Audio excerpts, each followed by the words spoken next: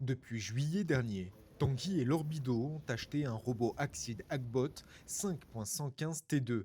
Un robot autonome notamment utilisé pour le déchômage et la préparation de sol. Nous, on a fait 600 heures en 3 mois, donc on est hyper satisfait de ce rendement-là. Il s'est allé jusqu'à 13 à l'heure au champ, donc on a déchômé avec du disque jusqu'à 12 à l'heure. Et puis on travaille avec des vitesses à la dent qui vont de 7 à 8, enfin quelque chose de normal pour un outil à dent. L'outil à disque là, qui est attelé derrière le robot a dû déchômer entre 350 et 400 hectares. Et puis l'outil à dents qu'on a utilisé aussi cet été en déchômage, mais aussi à l'automne pour les semis de céréales, a dû faire pas loin de 600 hectares sur la campagne. Alors la puissance sur ce modèle-là, elle est de 156 chevaux. Après, c'est un tracteur tout à fait conventionnel. Donc il a un relevage arrière, relevage avant. Il y a une prise de force avant, arrière aussi, puisque la prise de force sur ce modèle, elle est électrifiée. Donc voilà, finalement, ça reste assez conventionnel. On attelle les mêmes outils, on attelle les outils agricoles disponibles sur le marché. La seule chose, évidemment, c'est qu'on va utiliser des outils adaptés à la puissance du tracteur qui fait donc 156 chevaux. Donc, et puis, et la contrainte, le semi-porté, il est à exclure en fait pour ce genre d'outils. Alors, certains diront que non. On voit des vidéos où l'Axid travaille avec des outils semi-portés. Et en fait, c'est la question de la marche arrière. Voilà, on peut pas reculer, le robot ne sait pas reculer avec un outil semi-porté. Donc moi je considère que dans nos systèmes français, l'outil semi-porté il est à exclure de l'attelage. Le robot remplace deux tracteurs de tête de 300 et 400 chevaux. L'éleveur laitier nous éclaire également sur les réglages du robot et le passage entre les parcelles. Alors en fait, il y a beaucoup de réglages possibles, à peu près tout, à minima tous les réglages qu'on retrouve sur un tracteur conventionnel, mais il y en a même un peu plus. Et je dirais par contre, ce qu'il faut avoir en tête, c'est que quand le robot arrive au champ pour le travail, tout ce qui est réglage et tout ça, ça a été fait avant en fait. Donc quand on arrive au champ, il y a globalement à transmettre informatiquement la tâche qui a été programmée au robot. Donc ça, avec le téléphone portable, ça prend 2 secondes. Et puis le mettre en route avec 4 boutons. Un enfant de 10 ans, il pourra le mettre en autonomie dans un champ.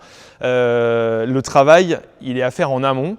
Et c'est sur le système informatique qu'on va générer tous les paramétrages nécessaires au fonctionnement de l'outil, qui ne sont pas non plus très compliqués. Dans la répartition des tâches, c'est mon épouse qui s'est beaucoup occupée de ça cet été.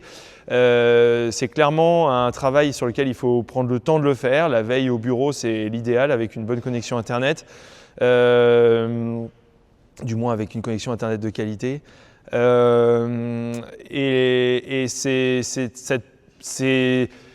En fait, c'est comme tout nouveau logiciel, quoi, que ce soit un logiciel de compta ou un nouveau logiciel de gestion de troupeaux ou un logiciel qu'on va utiliser par exemple pour la gestion des parcelles ou l'enregistrement des produits phyto. C'est les premières visites, les premiers usages qui sont un peu complexes parce qu'on cherche un peu, mais une fois qu'on s'en est servi, c'est un logiciel comme un autre, quoi, il est tout à fait accessible.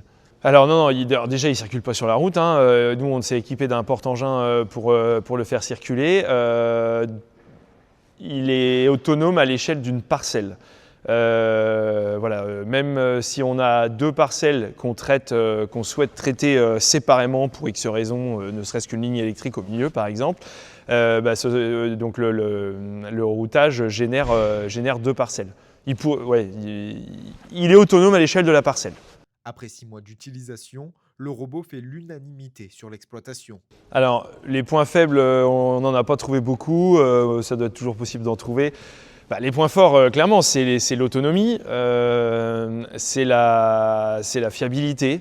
Effectivement, personne n'a 10 ans de recul. Je crois que le robot qui a le plus d'heures, il doit en avoir 3000 ou 4000. Mais nous, sur 600 heures, on n'a eu à gérer aucune panne et surtout aucun défaut sur la partie informatique, je dirais, tout ce qui est en lien avec GPS, suivi des tâches et tout ça. Ça a été vraiment très très fiable. Et c'est ça qui est d'ailleurs assez bluffant. Concernant l'achat d'un robot en CUMA, Tanguy Bido ne voit pas forcément d'inconvénients. Une stratégie de groupe, puisque aujourd'hui il y a quand même des réflexions avec les CUMA, me semble beaucoup moins impossible que ça pouvait me sembler avant de l'avoir. Évidemment, ça nécessite des organisations, des discussions, des ententes, mais comme tout projet de groupe. Donc ça, aujourd'hui, le projet de groupe, ça me semble pas du tout aberrant de l'imaginer autour d'un tracteur comme ça.